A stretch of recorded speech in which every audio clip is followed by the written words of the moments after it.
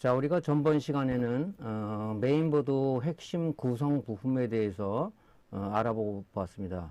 그 칩셋이라는 것이 어떤 역할을 하는 것이냐에 대해서 우리가 집중적으로 좀 알아봤죠. 그래서 메인보드에서는 칩셋이 굉장히 중요한 부분인데 이 칩셋이라는 부분이 BJ 타입으로 되어 있다. 여기 보시면은 이렇게 회로에 볼랍으로다가 이렇게 붙어 있기 때문에 이것이 불량이 났을 경우 여러분들이 BJ 리역이라는 어떤 그 훈련이 돼 있지 않으면은 상당히 붙이기가 힘들다. 그래서 여기 지금 볼랍들이 쭉 이렇게 붙어 있는데 이런 부분이 이 회로에 이렇게 붙어야 되는 거거든요. 그런데 이 회 패턴에 붙지 않고 삐뚤어 나가거나 아니면은 볼랍이 제대로 붙지 않아서 냉납이 생기거나 그러면은 역시 수리의 어떤 그 굉장히 그 불리한 조건이 된다는 얘기죠. 그래서 여러분들이 이 이제 칩셋을 갖다가 리역을 할 때는 뭐 그래픽 카드나 아니면 이제 거기 비슷한 망가진 뭐 노트북이라든가 이런 걸 가지고 많이 연습을 하지 않으면 안 된다. 그래서 의외로 뭐 노트북이나 데스크탑 메인보드도 이런 그 칩셋 불량들이 상당히 많습니다. 그리고 심지어는 요 지금 CPU 소켓도 AMD 거나 아니면 인텔 거나 요 소켓 자체도 우리가 이렇게 볼랍 형식으로 되어 있기 때문에 요것도 문제가 되면은 붙이기가 힘들어요. 뭐 이렇게 반문하시는 분도 있을 거예요. 요즘 메인보드 가격이 싼데 뭐 이거 하나 사면 되는 거지 굳이 작업을 하냐 하고 반문할 수도 있어요. 하지만 우리가 중요한 건 뭐냐면 일반 데스크탑만 하는 것이 아니라 양산 체제 공장에서는 우리가 이제 그 로버트나 이래 들어가는 메인보드들이 신형 메인보드보다는 구형 메인보드들이 많아요. 그리고 바깥에서 구할 수 없는 것들도 많고 그런 부분들을 우리가 수리를 해야 된다는 얘기죠. 그래서 막 그런 부분들은 단가가 엄청나게 비싸죠. 그렇지 않으면 기계를 바꿔야 되는데 그런 부분에서 우리가 이건 뭐 요즘 메인보드가 뭐 비싸지도 않은데 이걸 굳이 수리할 필요가 있냐 하는 것 측면보다는 우리가 산업용 장비 같은 걸 수리할 때는 이런 기술들이 많이 필요합니다. 그래서 여러분들이 그렇게 뭐 간과하지 마시고 어쨌든 간에 이런 부분들의 이 볼랍 타입의 칩셋 또 소자를 붙이기 위해서는 우리가 BJ 리역이라는 연습을 굉장히 많이 하지 않으면 어렵다. 그런 얘기를 전번 시간에 드렸습니다. 자, 그러면은 또 메인보드를 이루는 구성 핵심 장치 중에서 우리가 또 그 알아봐야 될 건 뭐냐? CPU입니다. CPU. 자, CPU라는 게 뭔지 좀 먼저 알아볼게요. CPU 소켓 방식은 CPU 제조사별 다른 방식을 채택하고 있으며 인텔 CPU는 LGA 소켓 방식을 사용하며 AMD CPU는 PGA 소켓 방식을 사용하여 CPU와 메인보드를 연결하는 방식을 사용한다. 인텔 CPU는 CPU 패드에 접점이 있고 CPU 소켓에 핀이 있으며 AMD CPU는 CPU 패드에 핀이 있고 CPU 소켓에 접점이 있다. 그러므로 CPU를 삽입 또는 탈거 시 CPU 핀 또는 소켓 핀 등이 손상되지 않도록 하여야 하며 보관 시 CPU 소켓 커버를 장착하거나 CPU 보관 케이스에 넣어야 손상을 예방할 수 있다. 자, 우리가 이제 그 메인보드 수리를 하면서 사용자나 아니면 수리자가 잘못해서 어떤 그 지금 인텔 같은 경우는 요게 지금 인텔 CPU 소켓이죠. 요게 이제 AMD 소켓이란 말이죠. 인텔 CPU에 보면은 요 핀들이 굉장히 많이 이렇게 나와 있어요. 이런 부분들을 잘못 건드려서 이 핀이 휘어버리든가 아니면 끊어지든가 하는 경우가 발생했을 때는 이것은 뭐냐면은 요 핀들이 안에 이 납으로 볼랍으로다가 이렇게 해서 붙어 있기 때문에 요 부분을 여러분들이 띄고 다시 패보드에서 이 핀을 하나 탈거해서 여기다 붙여야 되는데 지금 이런 이제 메인보드 이런 뭐 소켓이나 CPU 전문적으로 수리하시는 분들은 이런 부분들을 해요. 근데 이것도 BJ 그 우리가 리역 작업처럼 아주 굉장히 많은 연습을 하지 않으면 안 된다는 얘기죠. 그래서 핀이 요렇게 꺾어진 걸 갖다가 요걸 어떤 나름대로다가 복원하는 것은 여러분들이 핀셋 가지고 잘 할 수가 있는데 이게 정도 이상으로 이렇게 꺾어지다 보면 휘면은 여기가 또 부러지는 경우가 발생이 된다는 얘기죠. 그래서 수리할 때나 아니면 이제 조립하는 수리자 입장에서도 굉장히 인텔 CPU는 요 칩셋의 이 CPU 자체는 여기에는 접점 빼기, 패드 빼기 없단 말이죠. 요 패드에 요 소켓의 접점이 여기 붙어서 우리가 이제 동작을 하는 방식인데 수리할 때도 반드시 뭐냐면 우리가 수리할 때는 요 커버 있지 않습니까? 요 커버를 반드시 소켓에 두껍게 덮은 다음에 우리가 수리를 해야 된다 하는 얘기고요. 이제 그 AMD 같은 경우는 이 지금 CPU에 이 핀이 이렇게 나와 있어요. 핀들이 이렇게 쭉 나와 있습니다.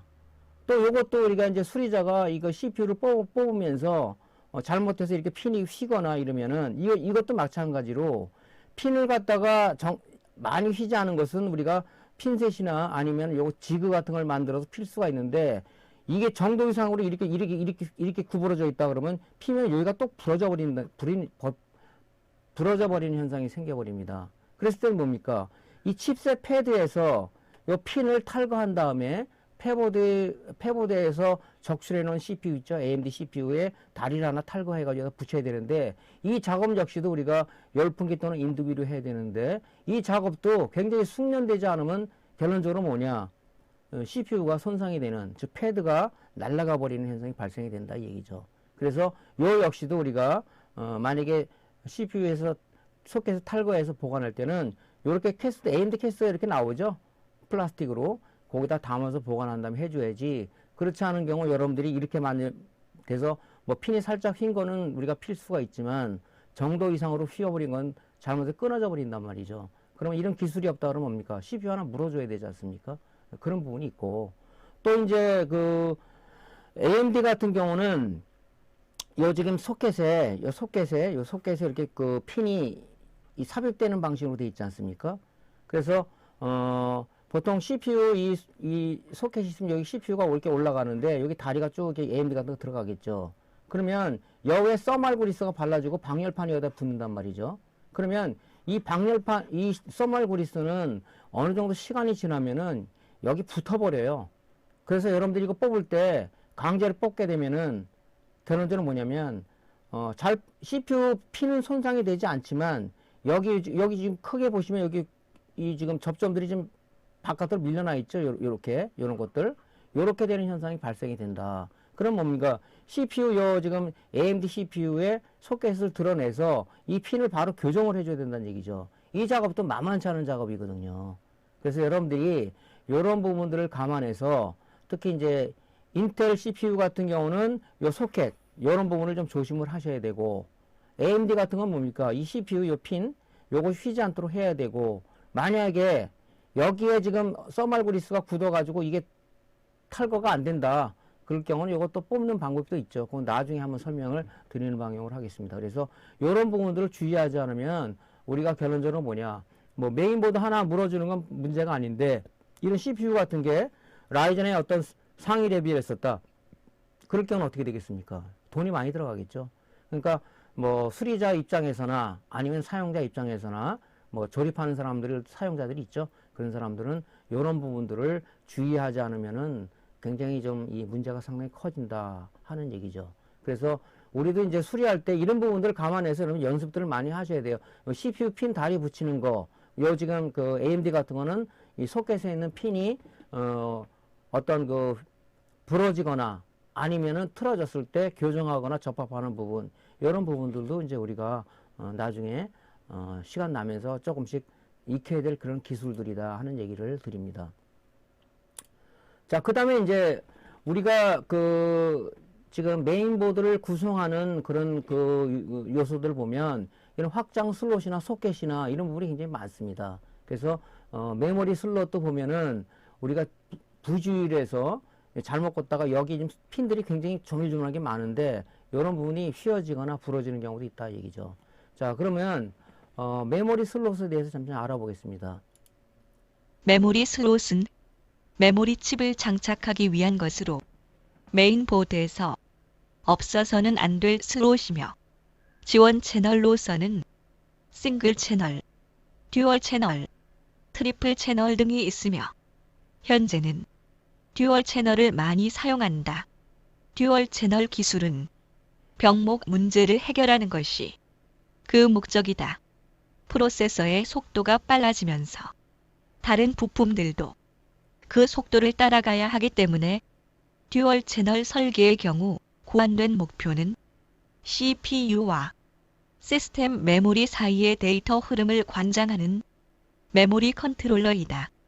현재는 DDR4 메모리를 주로 사용한다. 자, 이런 지금 뭐 듀얼 채널 방식이라든가 트리플 채널 방식, 이런 부분들이 왜 생겨났냐면은, 여러분들 인텔 CPU를 예를 들자면 매년마다 그 인텔의 틱톡 전략에 의해서 새로운 CPU가 나오면서, 소켓의 어떤 그 형식도 바뀌죠. 지금 최종이 1700 소켓이죠. 요 전까지 1200 소켓을 썼는데 1700 소켓을 쓰면서 CPU 성능이 많이 올라갔다 하는 거죠. 이런 방식을 고안한 게 왜 고안해 놨냐면, 가능한 CPU 속도는 굉장히 빨라지는 반면에 주변 기기들은 그 속도를 따라가지 못하고 있다. 그럼 결론적으로 어떻게 되냐? 이 속도를, 즉 대역폭을 늘리기 위해서 우리 많은 연구를 좀 해야 되는데, 결론적으로 말하면 뭐냐면 CPU의 대기 시간을 줄이자. CPU는 연산을 하고 쉬는 동안에 다른 거 읽어오는 그런 시간이 있다. 버퍼링 시간이 걸린다. 그래서 CPU 대기 시간을 줄이기 위해서는 CPU와 동등할 수는 없지만은 거기에 맞먹게 좀 CPU 대기 시간을 줄이기 위해서 이런 뭐 어떤 그 메모리도 듀얼 채널 방식을 쓴다든가 트리플 채널 방식을 쓴다든가. 그래서 옛날에는 이제 뭐 775 소켓 쓸 때는 듀얼도 있고 싱글 채널도 있었는데, 결론적으로 뭐냐면 고속도로에서 차량이 통과할 때 4차선으로 가는 게 빠르냐 2차선으로 빠지는 게 차량들의 흐름이 빠르냐는 얘기죠. 그래서 그 CPU 개발 속도에 따라서 이런 어떤 그 주변 장치들도 굉장히 그 속도를 따라가기 노력하고 있다는 거죠. 그래서 지금 뭐 하이엔드급 메인보드에서는 뭐 트리플 채널이라고 이 메모리 채널도 트리플 채널 쓰는데, 보통 우리가 쓰는 데스크탑에서 듀얼 채널을 많이 쓰고 있죠. 그래서 여기 색깔이 지금 보면 여기 지금 파란색 두 개하고 흰색 두 개가 있죠. 그러니까 듀얼 채널 쓰려면 여기 파란색에다 여기다 하나 꽂고 여기다 하나 꽂고, 그 다음에 뭐 확장하려고 그러면 여기다 하나 꽂고 색깔별로 꽂아야지 이 듀얼 채널이 지원되는 거란 얘기죠. 만약에 이걸 빼고 여기다 하나만 꽂았다, 흰색이든 아니든 뭐 파란색 하나 꽂았다 그러면 싱글 채널로 동작하겠죠. 그럼 아무래도 이제 CPU 대기 시간이 많아진다 하는 얘기죠. 그래서 메모리 슬롯도 요렇게 지금 많이 좀 발전돼 가고 있다. 지금 앞으로 나오는 메인보드는 앞으로 트리플 채널을 지원하지 않을까. 지금 트리플 채널은 아까 얘기했지만은 하이엔드급 상당히 고가의 어떤 그런 보드에서는 적용하고 있는데, 아직까지 우리가 쓰는 뭐 게임용이라든가 아직까지는 뭐 트리플보다 듀얼 채널을 주로 사용하고 있습니다. 자, 그럼 SATA 포트라는 건 뭔가 좀 알아볼게요. SATA는 시리얼 ATA라는 의미로 하드디스크 혹은 광학 드라이브와의 데이터 전송을 주요 목적으로 만든 컴퓨터 버스의 한 가지이며, SATA 어댑터와 장치들은 비교적 속도가 빠른 직렬 연결을 이용하여 연결된다. SATA 인터페이스 규격은 SATA 1, SATA 2, SATA 3가 있으며 이들은 각각 전송 속도의 차이가 있다. 현재는 SATA 방식의 하드디스크보다는 SATA 인터페이스보다 빠른 PCI 익스프레스 인터페이스를 적용한 M.2, NVMe SSD를 많이 사용하고 있는 추세이다. 자, 요 지금 외부 연결하는 인터페이스, 즉 하드디스크 쪽도 마찬가지입니다. 옛날에는 이제 EID 방식이라고 해갖고 요런 걸 썼죠. 이건 패러럴 방식으로 해서 속도가 느렸죠. 이러다 보니까 CPU 대기 시간이 많아지더라. 그럼 어떻게 하면 되냐? 이거를 직렬 방식으로 이용하자. 그래서 난 게 SATA 포트죠. SATA라는 인터페이스를 썼는데, 이 역시도 CPU 속도를 너무 따라가지 못하고 CPU 대기 시간이 많아지더라. 그래서 요즘은 이제 요거보다는 이렇게 메인보드에 보면 M.2 슬롯이라고 그래가지고 USB 메모리처럼 생긴 길다란 그 M.2 SSD를 주로 쓰고 있습니다. 근데 요거는 아직까지 지금 나오는 보드 중에서 고가의 메인보드에서는 M.2 슬롯이 장착이 되는데, 지금 저가에서는 요거 제공을 안 하죠. 그래서 부득이 여러분들이 이제 요 SATA 2.5인치 SSD를 쓸 수밖에 없다.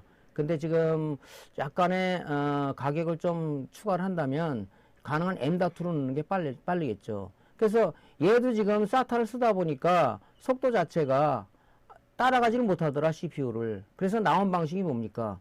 요 M.2라는 그래픽 카드가 적용해서 쓰고 있는 그 버스 방식인 PCI 익스프레스라는 인터페이스 써가지고 CPU의 버퍼링 시간을 줄였다 하는 것이 이제 그 주요 안건이죠, 이것이. 그 어쨌든 간에 이런 인터페이스들이 규격이 나오는 것들이 우리 지금 뭐 모니터 케이블도 뭐 보면 HDMI에서 지금 DP 포트로 가고 있지 않습니까? 그런 것이 왜냐? 대역폭을 늘려주기 위한 거다. 이 속도를 올려주기 위한 거다. 이지 데이터를 짧은 시간에 많은 양을 전송하기 위해서 이런 규격들이 나오면서 전자기기들이 발전돼 가고 있다. 비단 이것은 뭐 메인보드뿐만이 아니고 뭐 태블릿이라든가 스마트폰이라든가 이런 부분들이 계속 지금 CPU의 속도를 어느 정도 맞춰주기 위해서 CPU의 대기 시간을 줄여주기 위해서 이런 인터페이스들 또는 이런 기술들이 많이 발전되고 있다는 거죠. 예, 그것이 이제 SATA 포트가 가지는 어떤 단점을 이런 이제 M.2라는 PCI 익스프레스라는 버스 방식을 써가지고 개선을 했다 하는 것이죠. 자, USB 포트에 대해서 좀 알아보겠습니다. USB는 유니버셜 시리얼 버스의 약어로 키보드, 마우스, 프린터 등과 같은 PC 주변 기기를 연결하기 위한 직렬 주변 장치와 컴퓨터를 직접 연결하는 플러그 앤 플레이 인터페이스이다. USB 인터페이스 규격은 480Mbps를 지원하는 USB 2.0과 5GB를 지원하는 USB 3.0 및 10GB를 지원하는 USB 3.1이 있으며 현재는 USB 3.0을 많이 사용한다. USB는 핫플러킹을 지원하며 핫플러킹은 PC 전원이 켜져 있어도 장치의 설치, 제거가 가능한 것을 말한다.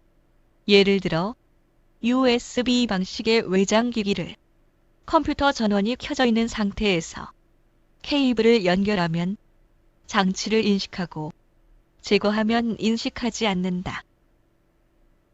자, USB 포트도 많은 발전이 있었죠. 예전에는 우리가 이제 요 USB 2.0이라고 해가지고 이 색깔 자체가 구분이 되죠. 요 까만색으로 돼 있죠, 요게. 요게 USB 2.0이에요. 이게 속도가 480Mbps라는 이런 속도를 가지고 있죠. 그래서 요것이 이제 마찬가지로 어떤 그 CPU 처리 속도에 비해서 많이 느리기 때문에 요것이 이제 3.0이라서 지금 요렇게 파란색으로 바뀌었죠. 요거는 2.0 포트고 요건 3.0 포트란 말이죠. 속도가 지금 3.0 같은 경우는 5GB란 말이죠. 속도가 엄청나게 많이 빨라졌죠. 그래서 외장으로 연결한 뭐 USB 메모리라든가 외장 하드라든가 그 외에 어떤 USB 방식의 인터페이스를 가진 기기들의 어떤 속도를 갖다가 빠르게 하기 위해서 이런 인터페이스 개발이 됐고, 이것도 역시 불만족스럽다 보니까 여기 지금 메인보드 신형 같은 건 빨간색으로 표시된 것들이 있어요. 요것이 USB 3.1 포트다 하는 거죠. 그래서 이제 이렇게 속도가 3.0에서 3.1로 올라가면서 3.1, 3.2로 올라가면서 10GBps라는 엄청난 속도로 대응을 하고 있다. 이걸 벤치마킹해 보면은 어떤 외장 하드에서 데이터를 읽어드리는 속도, 쓰는 속도가 굉장히 빨라졌다는 얘기죠.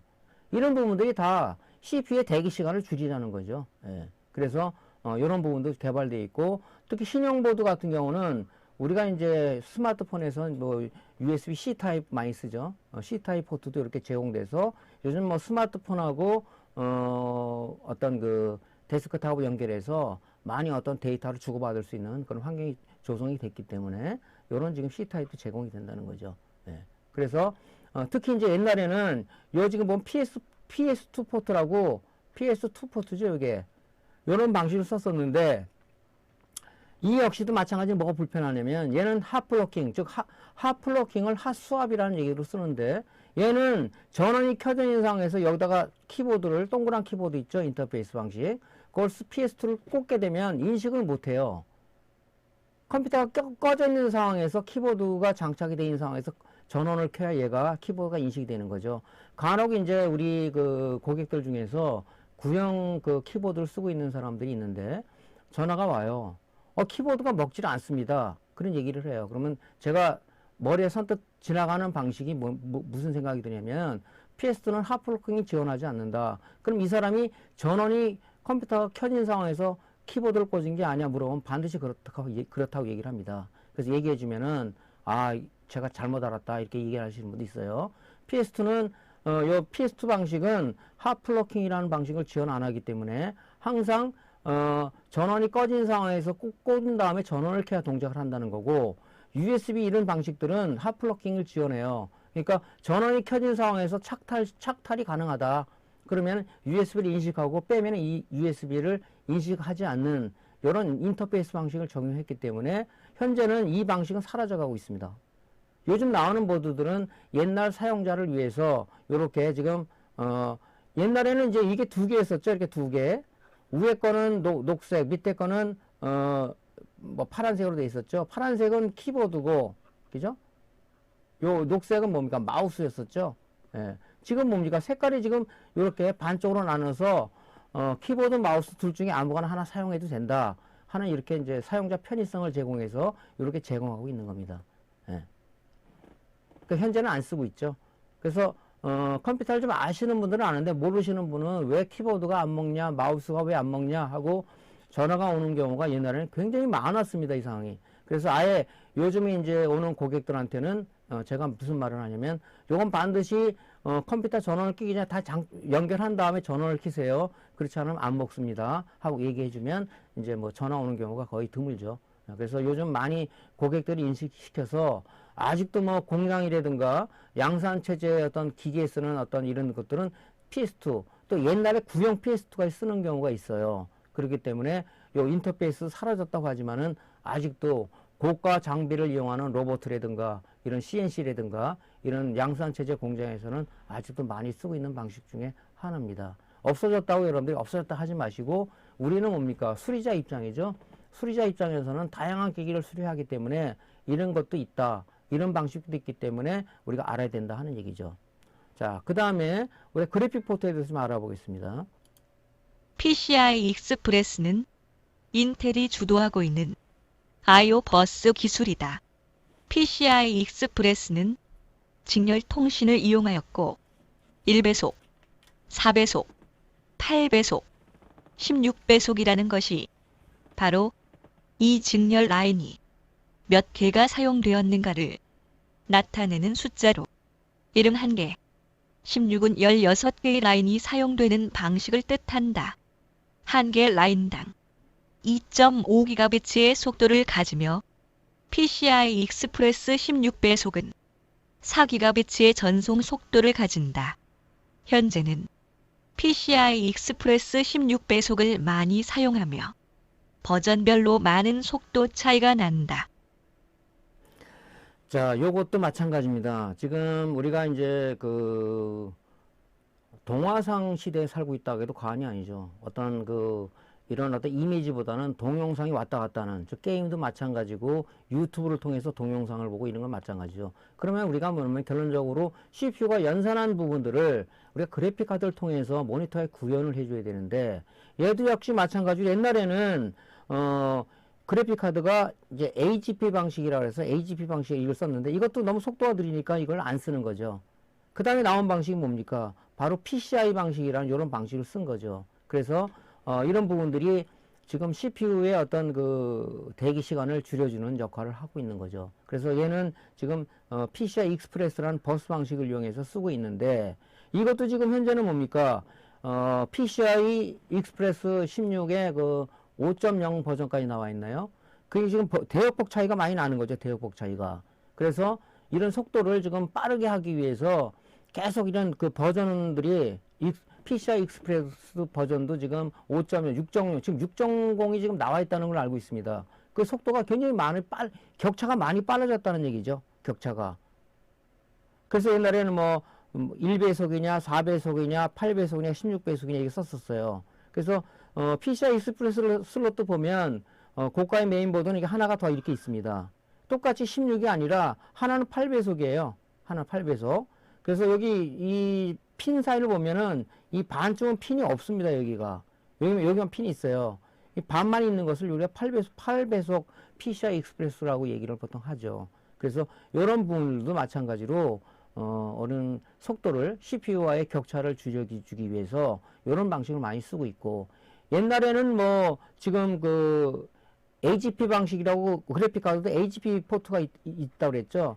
이것도 지금 우리가 뭐냐 안 쓰는 것이 아니라 양산체제 공장, 이 공장에서는 장비들이 몇십억 되는 장비들이 굉장히 많습니다. 그런 데는 아직도 AGP 카드를 쓰고 있단 말이죠. 간혹 보면 AGP 그래픽 카드도 수리 의뢰가 들어오는 경우도 있어요. 지금 AGP 방식의 그래픽 카드를 시중에 찾을 수가 없어요. 찾을 수 있는 방식은 뭐냐면 해외 구매 사이트에 가보면 그런 데 간혹 있긴 한데, 그래서 보통 우리나라 사람들은 그 보통 보면 옛날 건 자꾸 버리죠. 저도 지금 AGP 카드가 많았었는데 뭐 옛말에 뭐 해도 쓸래도 쓸라면 없다 이런 얘기가 있듯이 그런 부분들이 참 어떤 때는 괜히 버렸다는 생각이 들더란 말이죠. 그래서 왜 그러냐면 그런 부분들을 사용하는 이 산업용 기기들에 있기 때문에 아직도 그런 부분들을 쓰고 있다. 그래서 여러분들도 AGP 옛날 방식의 그래픽 카드를 가지고 있다면 하여튼 무조건 버리시면 안 돼요. 꼭 부품을 쓸 때라든가 이런 거 쓸 때가 생긴다는 얘기죠. 그래서 수리를 이제 전문적으로 하시려고 하시는 분들은 가능한 점 버리지 말고 창고라든가 이런 조그만 데다가 모아놨다가 나중에 이걸 활용하면 상당히 좀 요긴하게 쓸 수가 있습니다. 뭐 있으면 바깥에서 구하면 되는데 구할 수 없는 것들이 너무 많습니다. 이런 것들이 특히 산업용 장비에서는 많아요. 그러니까 그런 부분들을 좀 참조하시면 될 것 같고요. 자, PCI 익스프레스 1이라는 게 뭔지 알아봅시다. PCI 익스프레스 1은 33MHz 클럭으로 초당 133MB의 데이터를 전송하던 PCI 슬롯은 대역폭이 좁아 데이터 병목 현상이 생기는 문제가 있었다. 이를 개선하기 위한 것이 PCI 익스프레스 1 슬롯으로 2.5GHz의 광대역으로 250MB의 데이터를 전송할 수 있다. PCI 익스프레스 1 확장 슬롯은 사운드 카드, 랜 카드 등을 설치할 수 있다. 자, 지금 말씀드리는 지금 이런 그 인터페이스 방식들이 전부 다가 CPU의 속도를 어느 정도 보조를 맞춰주기 위한 방식이다 하는 거죠. 옛날에는 좀 이런 PCI라는 이런 방식을 썼었어요. 이러다 보니까 얘는 뭡니까? 클락이 33MHz라는 클락으로 동작을 하는 거죠. 예. 거기다가 어떤 자기의 어떤 데이터를 실어서 보내는 건데, 그걸 우리가 이제 대역폭이라고 그러다. 대역폭이라는 건 밑에 좀 설명을 해놨습니다. 예. 일정 시간 해당 버스를 통해서 전송할 수 있는 데이터 양이다. 대역폭을 늘리면 어떻게 되겠습니까? 속도가 빨라지겠죠.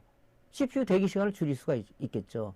바로 이런 모든 이런 방식들이 바로 뭡니까? 대역폭을 늘려주기 위한 하나의 그 발전이다. 이렇게 보시면 되겠습니다. 그래서 현재 지금 PCI 슬롯은 지금 거의 없어졌고, 지금 PCI 익스프레스 1이라는 걸 통해서 지금 랜 카드라든가 사운드 카드라든가 아니면 뭐 여러분들이 게임 방송하시면 캡처보드라든가 그런 부분들을 이제 여기에 꽂게끔 돼 있는데, 그런 부분들이 이제 어떤 대역폭을 늘려주기 위한 어떤 인터페이스들이다, 확장 슬롯들이다, 이렇게 보시면 될 것 같습니다. 하지만은 조금 전에 말씀드렸지만 이런 산업용 기기를 쓰는 그 양산체제 공장에서는 아직도 이것이 너무 많이 지금 넘쳐나고 있습니다. 이런 방식들을 많이 쓰고 있어요. 그래서 이 슬롯이 망가져서 오시는 분들이 있단 말이죠. 그래서 요거는 핀 하나를 갈 수 있는 방식이 아니라 이 소켓을 드러내고 다시 이 소켓 새 걸 갖다가 여기다가 솔더링 해줘야 되는데, 이때 쓰는 게 바로 디핑기라고 우리가 장비 소개할 때 얘기했죠. 그 디핑기를 써서 이걸 작업을 한단 말이죠. 예. 그런 산업용 장비들의 그 메인보드들을 시중에서 구할 수가 없어요. 해외 사이트는 있는지 모르겠는데, 이런 부분 때문에 우리가 보드들을 좀 구형보드도 가지고 있어야 된다는 얘기죠. 이게 없으면 뭡니까? 패보드에서 떼어가지고 쓰시면 되겠죠. 예. 자, PCI에 대해서 PCI 슬롯에 대해서 알아보겠습니다. PCI란 33MHz 클럭으로 초당 133MB의 데이터를 전송하던 PCI 슬롯은 점차 사라져가고 있으며 현재는 PCI 익스프레스 1 방식으로 바뀌었다. 요즘 출시되는 메인보드는 PCI 슬롯이 제공되지 않는다. 자, 조금 전에 말씀드린 거죠. 예. 하지만 사용 안 하고 있지는 않다. 그래서 간혹 고가 보드를 보면요, 요것이 하나 정도 있는 것도 있어요. 근데 요즘 보니까 거의 없더라고요. 거의. 여기 필요할 때도 있어요.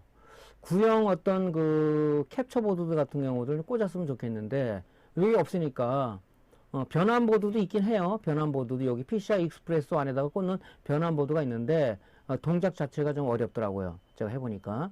어쨌든 간에 이제 그렇게 발전돼 가고 있다. 자, 이런 방식들이 다 우리가 뭐냐면은 어떤 확장 슬롯 같은 이런 것들 다 적용한 부분들이 뭐냐면은 우리가 CPU 대기 시간을 줄여주고 속도를 향상시키기 위해서 이런 것들이 발전돼 가고 있다는 것으로 생각하시면 될 것 같습니다. 자, 그 다음에 이제 우리가 또 데스크탑이나 노트북이나 이런데 뭐 스마트폰, 태블릿가 중요한 게 뭐냐면은 우리 이제 이런 CPU 이런 장치들이죠. 예, 이런 장치들. 자, 그래서 이제 조금 전에 아까 말씀드린 것은 요거 지금 위에 요 PS 포트는 지금 안 쓴다고 그랬죠. 요거는 없어져 가고 있고 지금 마찬가지로 그래픽 포트 역시도 마찬가지죠. 그래픽 포트도 뭐냐면 여기 지금 RGB하고 DVI는 지금 현재 사라지고 있습니다. 현재 나온 건 뭡니까? 요거 HDMI라는 요 HDMI하고 또 나온 게 뭐죠? DP 포트죠. 예. 그래서 요즘은 이제 DP 포트는 조금 약간 문제성이 있어서 안 쓰시는 분도 있고 한데 HDMI 주로 많이 쓰고 있죠. 모니터도 보면 요즘 찾을 수 없어요. 이게 이 부분을 찾을 수가 없고 HDMI 하나만 지금 제공되고 있고 또 메인보드에도 보면요. 이렇게 이 부분은 없고 이 HDMI 하나만 있는 보드들도 굉장히 저가 보드들 많습니다. 예. 이런 부분들이 조금 아까 말씀드린 그런 어떤 그 대역폭 또는 해상도 이런 부분들이 못 따라가기 때문에 이런 방식을 썼다는 거죠. 예. M.2는 아까 말씀드렸죠. M.2는 아직까지 여러분들 나온 보드 중에서 저가 보드는 제공이 안 되고 고가 보드만 제공된다. 자, 그런 것이 이제 인터페이스 쪽이다. 자, 그러면 이제 우리가 CPU는 굉장히 핵심 장치죠. CPU 역할에 대해서 한번 알아보도록 할게요. CPU란 중앙 처리 장치라고도 불리우며 컴퓨터 시스템 전체를 제어하고 데이터 연산 처리를 담당하는 역할을 한다. 컴퓨터의 두뇌인 CPU는 컴퓨터 성능을 좌우하는 핵심 부품으로 인텔 CPU의 경우 성능을 좌우하는 요소는 코어 개수, CPU 클럭인 동작 속도, 캐시 메모리 용량이다. CPU의 대표적인 제조사로는 인텔과 AMD가 있다. 인텔은 매년 성능을 개선한 새로운 CPU를 출시하고 있으며 인텔의 CPU 개발 코드명은 이름이 정해져 있지 않거나 제품의 개발 자체를 숨기기 위해 많이 사용되는데 유명한 지역이나 도시, 관광지를 개발 코드명으로 사용한다. 자, 그래서 우리가 메인보드에서 없었으면 안 될 존재는 CPU죠. CPU는 우리가 사람의 두뇌처럼 어떤 데이터를 연산하는 중앙 처리 장치라고 볼 수가 있는 겁니다. 그래서 지금 인텔 같은 경우는 지금 매년 지금 새로운 CPU가 나오죠. 그래서 지금 현재까지 나와 있는 게 뭡니까? 13세대까지 나와 있죠. 13세대는 지금 아직은 좀 많이 사용하고 있지 않는데 현재 요 13세대 주로 많이 사용하는 12세대 CPU를 많이 씁니다. 그래서 우리가 이제 CPU를 부를 때 뭐 림필드다 아니면 뭐 엘더레이크다 뭐 로켓레이크다 이렇게 이름명을 붙인 것은 여기 말한 요런 이제 부분을 갖다가 표현한 겁니다. 그래서 뭐 이게 뭔가 하고 하시는 분도 있어요. 그래서 어떤 미국에서 이거 생산할 때는 주요 뭐 도시라든가 관광지를 하나의 개발 코드명을 사용해서 개발 코드 사용하고 있다. 그래서 지금 이제 CPU도 보면 점점 속도가 빨라지고 있죠. 그래서 여기 보면은 45 나노미터 공정이다. 지금 12세대는 10 나노미터 공정이에요. 이게 뭐냐면 CPU에 보면은 여기 많은 그 트랜지스터들이 있는데 이렇게 트랜지스터들이 막 있습니다. 요걸 연결하는 금선으로 이게 연결을 하거든요. 그 두께를 얘기하는 거죠. 그 두께가 가눠지면 뭡니까? 많은 트랜지스터를 여기다 더 많이 집어넣을 수가 있겠죠. 그럼 속도가 좀 빨라지겠죠. 그래서 옛날에 그 10세대 CPU하고 12세대 CPU를 보면 12세대 CPU가 1200 소켓으로 가면서 CPU 크기가 좀 커졌어요. 왜 그러냐면은 이게 지금 많은 트랜지스터를 넣어가지고 속도를 개선하다 보니까 아무래도 이제 CPU가 좀 커지겠죠. 약간 더. 그래서 굉장히 커졌습니다. 요만한 거에서 좀 약간 좀 넓게 좀 커졌어요. 이렇게. 예, 그래서 그런 부분 때문에 그렇다. 그러면서 뭡니까? 그러면서 소켓 자체가 매년 나와서 바뀌죠. 맨 처음에 1156에서 지금 뭡니까? 1700 소켓까지 변했습니다. 변했어요. 그 다음에 이제 뭡니까? CPU는 우리가 그 전압이 보통 제거할 때 CPU 나중에 말씀드리겠지만 전원 공급 회로에서 말씀드리겠지만은 보통 2V 미만의 전압을 걸립니다. 하지만 암페어가 상당히 높아요. 그렇기 때문에 CPU 전원부가 따로 있죠. 그래서 뭐 6페이지냐 12페이지냐 이렇게 나오죠. 단상 전원부를 6개 또는 12개를 병렬로 연결해서 암페어를 좀 올린 거죠. 암페어를. 그래서 굉장히 전압이 높습니다. 이게 전류가. 그렇기 때문에 지금 나오는 CP들은 뭡니까? 저전력 고효율이죠. 저전력 고효율화로 지금 가고 있습니다. 이것이. 그러니까 굉장히 속도가 빨라지면서 빨라지는 대신에 전력은 조금 먹고 전력은 그렇게 저전력으로 가면서 성능은 굉장히 높아졌다는 거죠. 예. 그래서 여러분들이 이제 CPU를 봤을 때 물론 이제 뭐 CPU가 쿼드 코어냐, 듀얼 코어냐, 헥사 코어냐 이렇게 우리가 이제 코어 수도 중요하지만은 물론 이게 제일 중요하겠죠. 두뇌가 몇 개가 연결 더 들어가 있냐 하는 거죠. 하지만 그거에 못지않게 이 캐시 메모리도 굉장히 중요합니다. 캐시 메모리. 그럼 캐시 메모리가 뭔지를 한번 알아볼게요. CPU는 데이터 처리를 위해 하드에서 필요한 데이터 또는 프로그램을 읽어와 메모리에 임시 저장을 하며 CPU는 메모리에 임시 저장된 데이터를 읽어와 연산을 하는데 CPU 처리 속도에 비해 주기억 장치인 램의 속도가 떨어지는 관계로 CPU가 처리할 데이터를 가지고 오는데 낭비되는 시간이 증가한다. 즉, CPU의 처리 속도가 램에 비해 빨라 램의 처리가 끝날 때까지 CPU가 대기하여야 하는 시간이 발생한다는 것이다.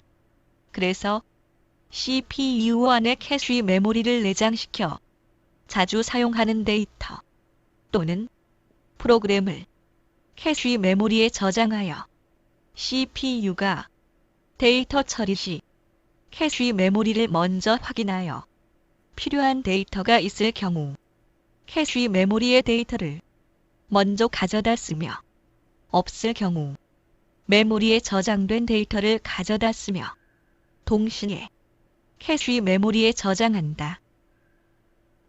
자, 하여튼 이 컴퓨터에서 CPU 중에서도 코어 개수도 물론 중요하지만 요 캐시 메모리 용량을 좀 봐야 돼요. 이것이 굉장히 중요합니다. 왜냐면 CPU가 데이터 프로세싱을 할 때 어떻게 하냐면은 우리가 이제 이렇게 볼 수가 있죠. 여기에 CPU가 이렇게 있습니다. CPU가 있고 여기에 메인 메모리가 있고 여기에 지금 뭡니까? 하드가 있다면 하드 또는 SSD가 있겠죠. 이런 식으로 구조가 되어 있다. 이런 식으로 구조가 되어 있다는 얘기죠. 어떤 명령을 내리면 CPU는 먼저 메모리를 뒤지는 것이 아니라 CPU 안에 있는 요 캐시 메모리에 있는 지금 내가 쓰는 명령이라든가 데이터들이 여기 있냐. 있으면 갖다 쓰면 속도가 빠르겠죠. 여기가 없다면 뭡니까? 일단은 메인 메모리에 지금 내가 가져올 수 있는 데이터라든가 프로그램이 있냐. 여길 또 뒤집니다. 있으면 뭡니까? 여기 거 갖다 쓰면서 CPU가 캐시 메모리에 저장을 하는 거죠. 근데 CPU가 있다 보니까 캐시도 없고 메인 메모리 없다 그러면 뭡니까? 바로 하드나 SSD에 있는 데이터를 메모리에 올리면서 읽어서 쓰면서 캐시 메모리에 저장을 해버리는 거죠. 그러면 또 똑같은 데이터나 프로그램이 필요했을 때는 캐시를 먼저 뒤지는 겁니다. 1차 캐시를 뒤지고 없으면 2차 메인 메모리를 뒤지고 없으면은 3차 SSD나 하드를 뒤진다. 그렇기 때문에 이렇게 연관이 돼 있다는 얘기죠. 연관이 돼 있기 때문에 캐시 메모리 용량이 크면 클수록 CPU가 사용할 데이터라든가 프로그램을 저장할 수 있는 공간이 크겠죠. 우리 지금 SSD를 구입해더라도 256보다는 512보다는 1테라 SSD를 많이 쓰는 이유가 공간이 크면 그만큼 뭐예요? 공간이 크면은 CPU가 가져다 쓸 스웨핑 공간을 늘려줄 수가 있다. 그래서 만약에 하드디스크 공간이 뭐 이만했다면 한 여기 6이라는 6대 4의 비율로다가 우리가 이 4라는 프리스페이스 관리를 해줘야 된다. 이것이 뭐냐면은 하나 스웨핑 공간이 스웨핑 공간으로서 우리가 CPU가 메모리에 다 담지 못하니까 여기다가 우리가 데이터를 저장해서 왔다 갔다 할 수 있는 스웨핑 영역을 우리가 만들어줘야 되는데 가끔 매장을 방문하시는 분들이 이런 얘기를 해요. 어느 날 갑자기 컴퓨터가 많이 느려졌다. 그래서 제가 매일 먼저 뭘 하드의 프리스페이스를 먼저 봅니다. SSD나. 그러면은 프리스페이스가 1.5 100메가, 200메가, 1기가 미만으로 이 프리스페이스가 이렇게 되어 있는 경우가 많아요. 이렇게 되면 스웨핑 공간이 부족하기 때문에 컴퓨터 처리 속도는 당연히 떨어질 수밖에 없죠. 그래서 우리가 이제 이런 부분도 중요하다. 뭐 뒤에서는 자세히 말씀드리겠지만 이런 것도 우리가 CPU가 데이터 프로세싱 하면서 굉장히 중요한 어떤 개념 중에 하나입니다. 예. 그래서 우리가 CPU 구매할 때도 물론 뭐 여러분들이 주로 보는 게 코어 개수를 볼지가 모르겠지만은 캐시 메모리도 뭐 옛날엔 L1 캐시, L2 캐시, L3 캐시가 있는데 요즘 보면 캐시 메모리 이렇게 나오더라고요. 예, 그런 캐시 메모리 용량도 캐시 메모리가 보통 우리가 램에는 이제 D램이 있고 S램이 있어요. 이 D램은 좀 속도가 느린 거고 캐시 메모리 S램을 쓰는데 이건 상당히 그 스테이트 램이라고 그러죠. 스테이트 램은 굉장히 속도가 빠릅니다. 그렇기 때문에 이 캐시 메모리가 비싸요. 그래서 캐시 메모리 용량이 큰 것들은 가격이 좀 CPU들이 고가죠. 그래서 그런 캐시 메모리는 바로 우리가 그런 데이터 처리할 때 바로 이런 것 때문에 필요하다 하는 것을 말씀드립니다. 특히 이제 요즘은 고사양 게임 하시는 분들은 특히 이제 캐시 메모리가 좀 크면 더 좋겠죠. 또 여러분들이 유튜브가 뭐 8K 쪽으로 본다 그러면 그런 것도 마찬가지로 캐시 메모리 많으면은 아무리 처리 속도가 좀 더 좋아지겠죠. 예. 자, 그 다음에 이제 또 핵심 부품 우리가 메모리죠, 메모리. 메모리도 보면 뭐 SRAM은 좀 제거해 놓고 생각하지 말고 DDR램부터 생각을 해 봅시다. 예, DDR램. 자, 메모리가 어떤 역할을 하는 건지 한번 알아보겠습니다. 메모리는 램이라고 불리우며 프로세서가 사용하는 작업 공간인 동시에 프로세서에 의해 사용하는 데이터 및 프로그램을 일시적으로 저장하는 공간이다. 메모리의 일시적 저장이라는 의미는 데이터와 프로그램이 보존되기 위해서는 전원이 공급되어야 하기 때문이며 메모리에 공급되는 전원이 차단될 경우 메모리에 저장된 내용이 사라지기 때문에 램을 휘발성 메모리라고 한다. 메인보드 모델에 따라 지원되는 램 타입이 다르므로 메인보드 스펙에 맞게 적용 사용해야 하며 메모리의 종류로는 SD램, DDR1램, DDR2램, DDR3램, DDR4램, DDR5램 등이 있으며 현재는 주로 DDR4램을 많이 사용한다. 자, 메모리가 이렇게 뭐 DDR1서부터 5까지 있는데 현재는 DDR4를 많이 쓰고요. 예전에는 이제 SD램이라 그래가지고 싱크로나이즈 램이라 그래가지고 많이 썼어요. 지금 이제 공장 같은 데서는 구형 메인보드에서는 많이 쓰고 있는 방식인데 현재 우리가 쓰는 데스크탑에서는 쓰고 있지는 않습니다. 자, 이 메모리 역시도 마찬가지로 CPU의 어떤 대기 시간을 줄여주기 위해서 굉장히 많은 그 발전을 한 거죠. 그래서 지금 옛날에는 이 모듈램이라고 그러죠. 이런 것도 지금 그 SOP 방식에서 BJ 타입으로 바뀌었죠. 이렇게 BJ 타입으로. 그러면서 속도 개선을 많이 했다. 그래서 이게 지금 뭐냐면은 요것도 지금 나오는 메모리도 저전력 고효율로 동작을 하는 거죠. 옛날에는 DDR1은 2.5V로 동작했지만 VC 전압이 2.5V를 걸어줘야 동작하는 거죠. 그 다음에 우리가 이제 DDR4 같은 1.35V로 굉장히 전압이 낮아지면서 저전력 고효율로 동작하게끔 바뀌었다 하는 거죠. 그래서 이런 그 발전의 속도가 지금 우리가 CPU를 많이 따라잡고 있다는 거죠. 그래서 간혹 이제 여러분들이 DDR3램을 가지고 있는데 요즘 산 메인보드를 보니까 이런 생각을 안 하고 갖다 꽂으니까 안 맞더라고. 쓸 수가 없습니다. 왜냐면 여기 보면 속계핀이 좀 틀리잖아요. DDR1은 184핀, DDR2는 240핀, 3도 240핀, DDR4는 288핀을 쓰는데 핀의 어떤 이게 똑같이 240핀이라도 지금 요 노치라고 그러죠. 이런 부분이 이게 여기 지금 메모리 슬롯 같은데 맞지를 않습니다. 그래서 혼용돼서 쓸 수가 없다. 쓸 수가 없는 게 못 쓰게 해놓은 게 아마 그런 것 같아요. CPU를 속도를 대응하는 속도를 개선하기 위해서 해준 건데, 그런 구형을 써서 쓴다 그러면은, CPU가 아무래도 대기 시간이 또 마찬가지로 생기지 않느냐. 그래서 아예 못 쓰게 해놓은 것 같습니다. 예전에 메인보드는 이렇게 있으면은, 여기 지금, SRAM을 쓸 수가 있고, 여긴 DDR을 쓸 수 있게끔 이렇게, 양면성을 가진 이런 메인보드도 있었어요. 근데 그런 보드는 지금 사라졌죠. 그래서 옛날에 SRAM도 가지고 있는 거 꽂고 해서 용량을 늘려주고 있었는데 지금은 그런 보드는 없습니다. 그래서 이 메모리도 아까 CPU 프로세싱을 어떻게 하느냐 얘기를 해줬죠. 메모리 용량이 크면 클수록 좋겠죠. 왜? 하드에 있는 그 필요한 데이터나 프로그램을 일단은 임시 공간인 메모리에 많이 잡아 넣을 수 있으니까 당연히 용량이 큰 게 좋겠죠. 특히 요즘 게임 같은 경우는 뭐 기본이 16기가다 이렇게 나와 있는 경우도 많습니다. 뭐 32기가 장착하시는 분도 있고, 그래서 메모리가 크면 클수록 좋다. CPU 캐시 메모리가 크면 클수록 좋다는 것처럼 메모리 역시도 이런 메모리 타입이라든가 용량 자체가 그만큼 중요하다는 거죠. 그래서 이제 우리가 이제 이 램을 우리가 이제 얘는 이제 메모리는 D램을 쓴다 그랬죠. D램. CPU 캐시 메모리는 SRAM이라고 그랬죠. 예, 그래서 이 SRAM을 쓸 수 없는 것이 이 램 자체가 고가이기 때문에 D램을 쓰는 거죠. D램을. 그 D램 같은 이런 램은 우리가 이제 휘발성 메모리라고 해가지고 전원을 갖다가 차단하면은 안에 있는 데이터가 다 날아가 버리는 거죠. 우리가 쓰는 SSD의 낸드 플래시 메모리다. 걔는 뭡니까? 비휘발성 메모리죠. 비휘발성. 전원을 끄더라도 데이터가 존재를 하죠. 그렇기 때문에 굉장히 중요하죠. 또 비휘발성 메모리는 또 뭐가 있습니까? 우리가 CMOS라는 게 있죠. 셋업에다 CMOS. 사용자 설정이 바이오스에 저장되는 게 아니라고 했죠. 사우스 브리지 안에 CMOS라는 그 램에 저장이 되는데 걔도 우리가 뭡니까? 전원을 차단하면은 데이터가 날아가는 휘발성 메모리이기 때문에 CR203이라는 배터리, 예? 이 배터리를 연결해서 전원이 차단되면 걔를 바로 거기다가 공급을 해서 사용자가 설정한 데이터들이 날아가지 않게끔 우리가 CR203이 배터리로다가 공급을 하고 있다 하는 거죠. 걔도 뭐냐? 걔도 휘발성 메모리라고 볼 수가 있는 거죠. 예. 자, 그래서 이제 메모리 역할은 그러고 우리가 이제 메모리에서 또 중요한 거를 보면 뭐냐면요.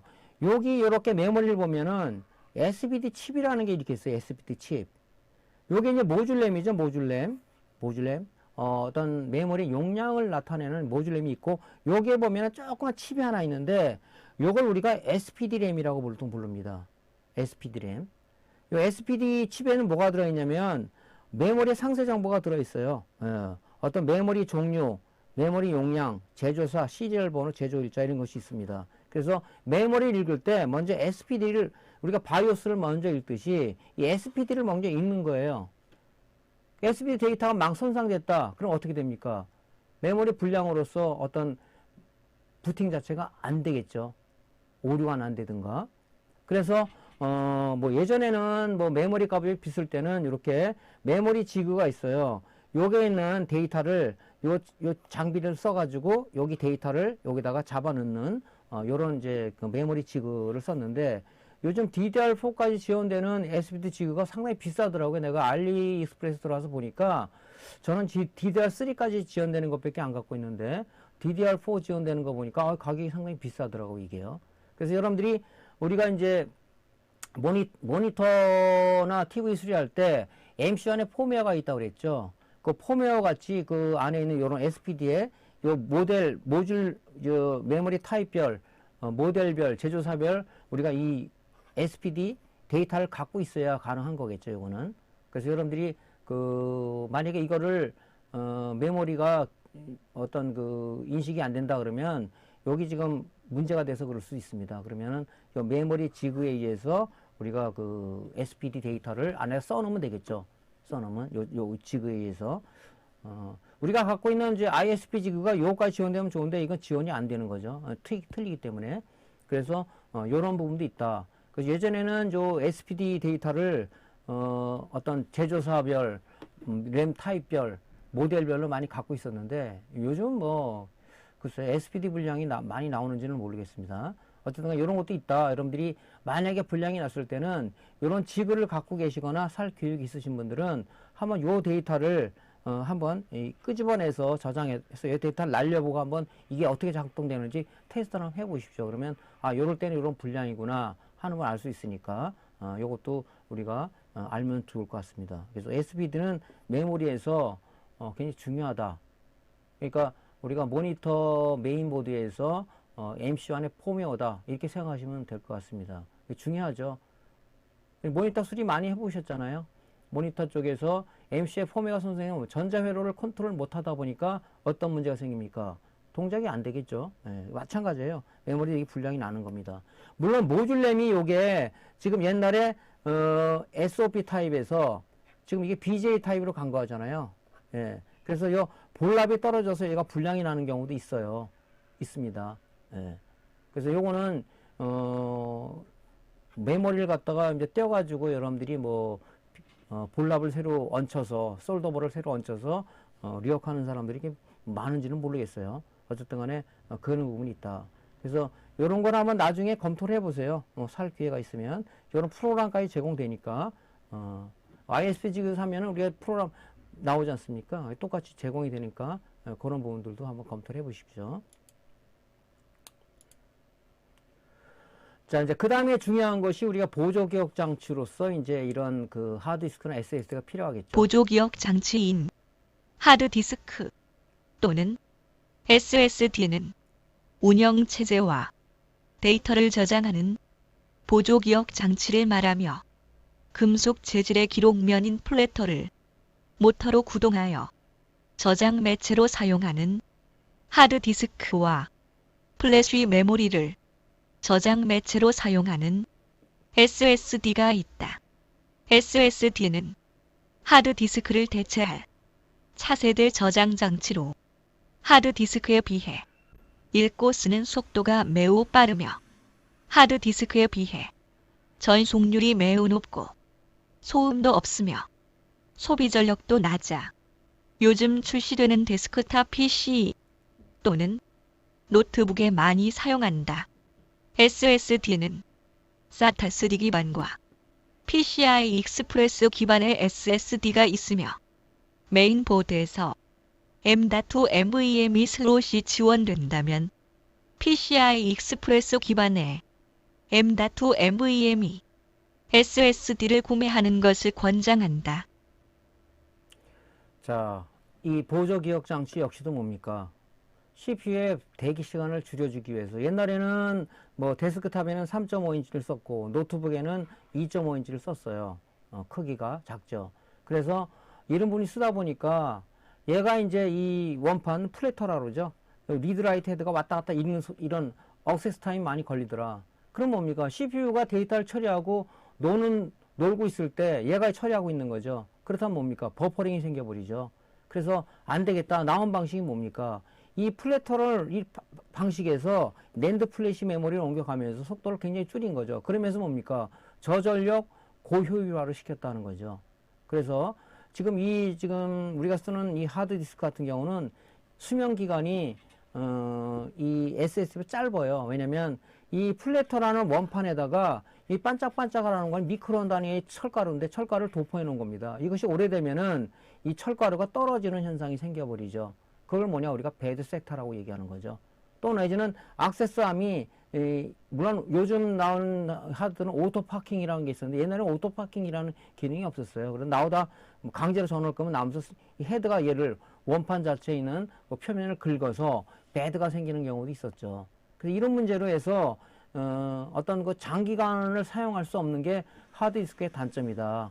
또 하나는 뭡냐? 얘는 정상이라도 이 전자칩에 의해서 이 하드디스크 메인보드 보면 전자칩에 의해서 작동을 하죠. 여기 뭐 캐시 메모리라든가 컨트롤러 칩이라든가 아니면 모터 컨트롤 칩, 롬 바이오스 이런 칩이 있는데 이런 것들이 메인 칩들이 손상이 되는 경우도 있고 또 여기 전원부에서 보통 보면 3.3V하고 12V가 가해지게 되는데 이런 소자들이 쓰기 위해서 이 전원부 쪽에서 있는 소자들도 많이 문제가 돼서 어떤 칩 콘덴서가 쇼트가 난다든가 뭐 어떤 그 칩장 퓨저블 레지스터가 나간다든가 이런 경우가 많이 있었죠. 또 하나 여기 접점 부분이 있는데 이 접점 부분 있죠? 이 접점 부분 이 보드하고 이쪽하고 접점 부분이 있는데 여기가 녹이 많이 슬어서 접점이 불량해서 어떤 데이터를 인식 못하는 부분도 많고 이런 여러 가지 문제가 있었어요. 문제가 있다 보니까 이제 안 되겠다. 속도도 속도지만은 좀 더 이런 부분을 보완하자 하는 측면에서 나온 게 이제 SSD인데 SS는 2.5인치하고 이렇게 뭐 USB 메모처럼 생긴 M.2라는 방식이 있어요. 이 M.2는 고가의 메인보드만 이 슬롯이 제공되는 거죠. 그래서 2.5인치라는 요 SSD는 SATA라는 인터페이스를 쓰는 거죠. 이 인터페이스를. 그래서 속도가 느리죠. 아까 그 SATA 포트 얘기할 때 말씀드렸죠. 많이 느립니다. 얘는 뭡니까? 얘는 지금 두 가지가 있어요. SATA 방식의 요렇게 그 SSD M.2를 보게 되면 요 구멍이 두 개 있는 게 보통 보면 SATA 방식이에요. 얘는 얘하고 동급이에요. 같습니다. SATA 인터페이스 쓰는 거예요.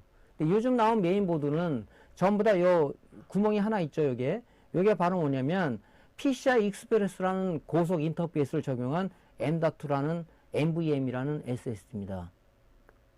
그래서 요것도 지금 메인보드에서는 잘 안 쓰는 방식이고요. 요렇게 NVMe라는 요런 그 인터페이스를 적용한 PCI Express 3.0 인터페이스를 사용한 M.2 NVMe SSD가 지금 많이 사용되고 있습니다.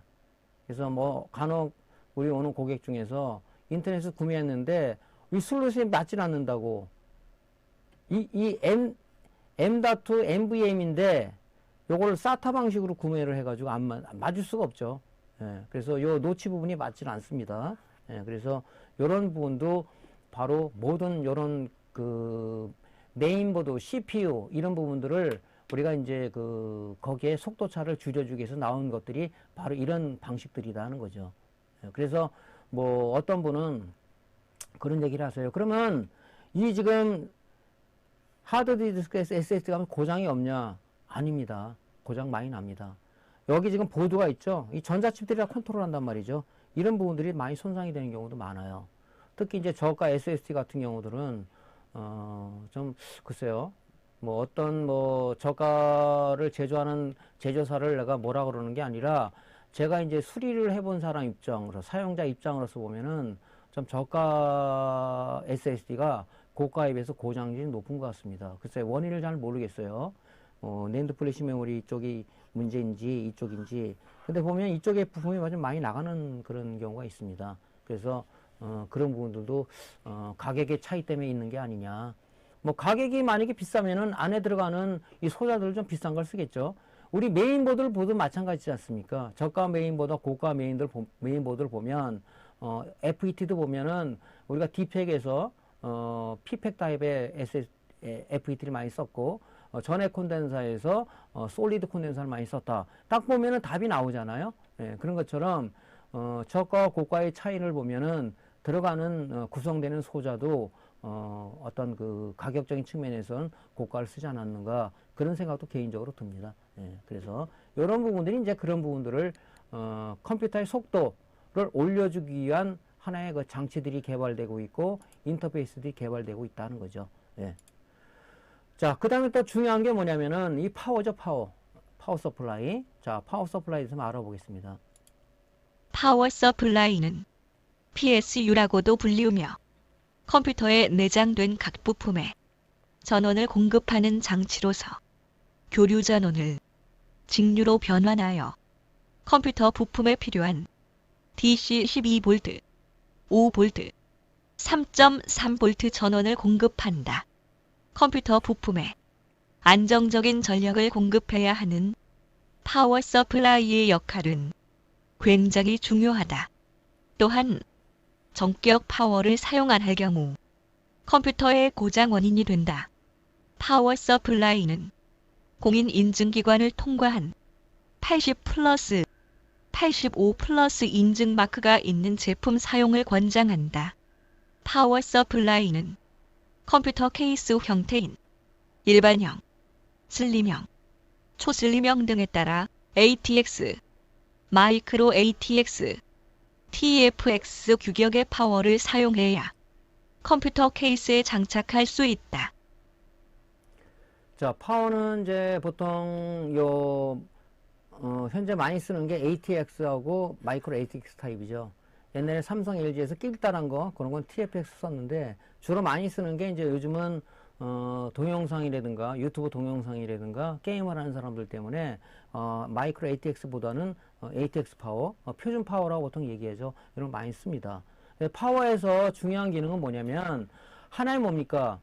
메인보드에 있는 각 소자들이 동작하기 위해서 전기를 밥을 줘야 되는데 밥 주는 장치라고 보면 되겠죠. 근데 그 소자들이 동작하기엔 전격 전압들이 있습니다. 근데 우리가 전격 전압이라는 건 뭡니까? 어떤 전자기기가 정상 동작을 하기 위해서 공급해 줘야 될 전압을 얘기하는 건데, 우리가 이제 여기 보면 이 80 플러스 인증 마크 이런 것을 없는 파워들을 굉장히 지금 많이 쓰고 있어요. 글쎄, 여러분들이 그런 상식이 없어서 그런지 몰라도, 80 플러스나 인증 마크가 있는 것들을 우리가 써야 된다는 얘기죠. 그 얘기는 뭐냐면, 여기 800W라고 해도, 여기 지금 80 플러스라는 얘기는 역류를 얘기하는 거죠. 한전에서 공급해준 전기를 얼마나 효율적으로 사용하느냐 하는 것이 우리가 역류라고 얘기합니다. 쉽게 얘기하면은, 800W라는 것은 얘는 뭐냐면 이론상을 얘기하는 이론상 800W라는 얘기예요. 이론상 800W가 나오질 않습니다. 왜냐하면 교류를 공급해주면 중간에 직류를 거치기 위해서 우리가 무효전력이라는 것이 발생이 된다. 무효전력, 이런 부분들이. 근데 80 플러스가 적히지 않은 것들은 무효전력을 유효전력으로 끌어들일 수 있는 그 장치가 없어요. 우리 그 TV SMP 설명할 때 말씀드렸듯이 TV는 뭡니까? 스탠바이 방식이라고 그랬죠. 우리가 지금 데스크탑에 쓰는 PSU, 파워 서플라이도 우리가 스탠바이 방식을 썼다 이렇게 보시면 됩니다.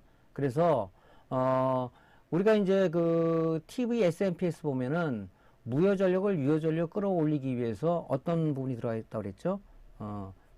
PFC라는 회로하고 RC 공진 회로가 들어가 있는 거죠.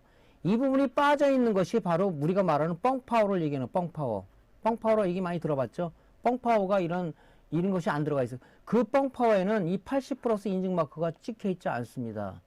그래서 뭐 사무용으로 쓰는 거, 뭐 인터넷 검색이나 워드나 작성하는 것들은 뭐 뻥파워를 써도 괜찮겠지만, 여러분이 그 어떤 유튜브의 고화질의 동영상이라든가 게임을 그래픽 카드로 별도로 장착돼서 게임을 하시는 분들은 반드시 전격 파워를 써야 된다.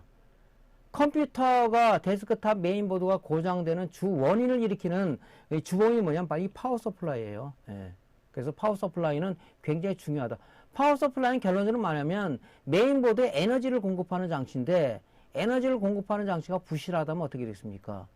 이 전자소다는 항상 전격 전압을 일정한 밥을 요구를 하는데 일정한 밥을 주지를 않는 거죠. 어떤 때는 줬다 안 줬다 뭐 그렇게 어떻게 되겠습니까? 사람도 그러면은 병이 드는데 기계장치라는 건 그러겠죠. 그래서 항상 전자소다들은 항상 걔네들이 가지고 있는 전격 전압을 공급해 줘야 된다. 전격 전압을. 그 전격이라는 것이 뭐냐? 바로 이렇게 80 플러스 인증과는 800W의 이론상이지만 80 플러스가 나온다는 640W의 효율을 가질 수가 있다. 이런 부분들을 어떻게 판정하느냐? 얘를 걸어서 전자 로드기에 걸어서 얘가 출력이 얼마큼 나오냐를 갖다 판정을 해서, 만약 그것이 나온다 그러면 80 플러스 인증 마커로 우리 케이스 마커처럼 찍어주는 겁니다. 여러분 파워를 자세히 보세요. 뻥파워는 80 플러스라는 마크, 인증 마커를 찾아볼 수가 없습니다. 뭐 좋은 파워는 뭐 85 플러스라는 마크도 찍혀 있는데 보통 80 플러스는 많이 쓰죠. 인증기관에서 인증을 해주는 거죠. 그 가격이 비싸요. 뭐 뻥 파워가 3만 원이라 그러면은 전격 파워 같은 경우는 뭐 한 9만 원, 10만 원, 뭐 어떤 거는 뭐 20만 원짜리 파워도 뭐 가면 갈수록 비싼 것들이 많이 있어요. 그래서 이제 파워를 한번 제가 뻥 파워하고 뭡니까 전격 파워하고 한 분해를 해보면요, 회로 자체가 틀려요. 여기만은 이런 공진 회로하고 역률 보상 회로가 들어가 있기 때문에 가격이 비싼 겁니다.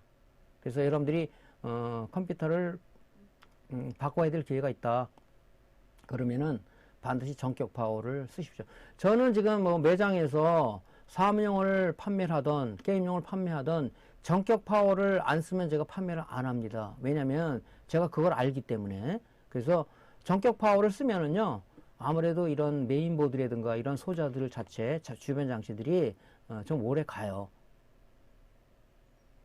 그러니까 여러분들이 그런 거를 좀 고려해서 혹시 매장을 운영하시고 조립하시는 분이 이 방송을 들으신다면 전격 파워를 반드시 껴서 판매를 하는 것이 좋아요. 왜냐면 이 소비자를 어떻게 이해시키냐에 따라 틀린 거거든요.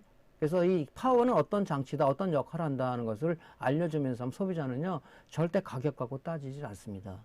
우리가 뭐 마음속에서 알지만은 방리담회를 팔아서 이익만 낸다는 마음만 가지면은 뭐 당신은 여러분들한테는 이익이 될지 모르겠지만 향후로서는 결론적으로 문제가 될 수가 있다. 뭐 제 자랑 같지는 않지만은 자랑이라고 뭐 말할 수도 있겠지만은 뭐 저희 조립하신 분들은 그런 얘기를 해요. 사장님에서 만드는 어떤 그런 것들은 고장이 없어서 좋다. 당연히 고가 제품을 쓰니까 고장이 없겠죠. 자동차도 마찬가지지 않습니까? 저가 자동차와 고가 자동차 차이는 뭡니까? 뭐 많은 기능도 있겠지만 아무래도 엔진 자체가 더 고가를 썼기 때문에 고장률이 적겠죠. 그래서 반드시 이제 이런 부분들은 뻥 파워와 전격 파워의 차이는 바로 이런 그 무효 전력을 유효 전력으로 끌어올리면서 전력을 안정화하는 회로가 빠져 있다. 뻥 파워는. 전격 파워는 들어 있다. 이렇게 생각하시면 됩니다. 자, 그리고 우리가 파워 서플라이 동작 원리를 이제 좀 알아야 돼요. 데스크탑을 수리하는 사람이 또 모니터 TV를 수리하는 사람이 SMPS 동작 원리를 모르면 수리를 못 하겠죠. 근데 TV SMPS 쪽 수리 SMPS하고 데스크탑에 쓰는 이 PS하고는 약간 좀 조금은 틀려요. 예, 그래서 여러분들이 이제 그런 부분들을 좀 아셔야 수리하는 데 좀 도움이 됩니다.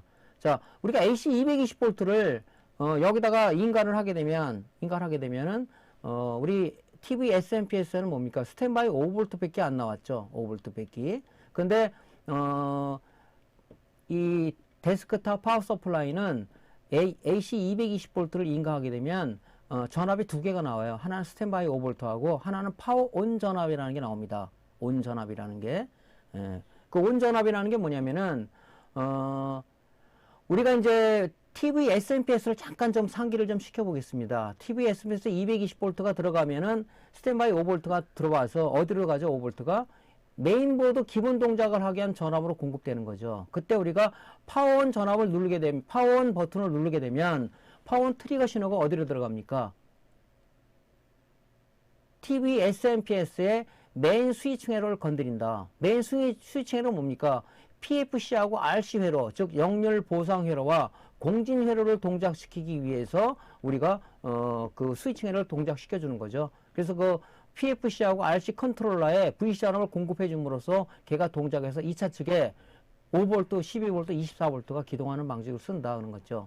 그러니까 메인 스위칭 회로가 있지만 이 PC에서는 좀 약간 틀립니다. PC에서는 파워온 전압, 즉 파워온 전압 뭐 3V에서 5V 정도가 나오는데 이게 파워온 전압이죠.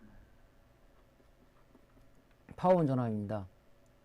이 전압이, 그러니까 데스크탑 파워 전압은 전위차를 이용해서 기동을 하는 겁니다. 전위차를. 즉, 요 3V, 5V 전압을 0V를 떨어뜨렸을 때, 0V가 됐을 때, 바로 메인 그 전압이 기동하는 거죠. 즉, 말씀드린 12V, 5V, 3.3V, 마이너스 12V. 그 다음에 마지막으로 동작되는 게 뭐냐면, 이 파워는 이상이 없습니다 하는 파워그 시그널이 나오게 되어 있습니다. 그 파워그 시그널로 가지고 우리가 뭡니까? 메인보드를 동작시키는 기초 신호를 쓰는 겁니다. 그 틀리죠. 그죠? 5V에서 12V. 그럼 이 동작을 누가 시키냐? 바로 부팅 회로 쪽에서 동작을 하는 거죠. 부팅 회로. 부팅 회로는 어떻게 구성되어 있냐면, 사우스 브리지, IO 칩, 그 다음에 그 스위칭 TR 또는 FET가 돼 있는데, 그 메인보드 제조 설계한 사람마다 틀려요. 예. 어떤,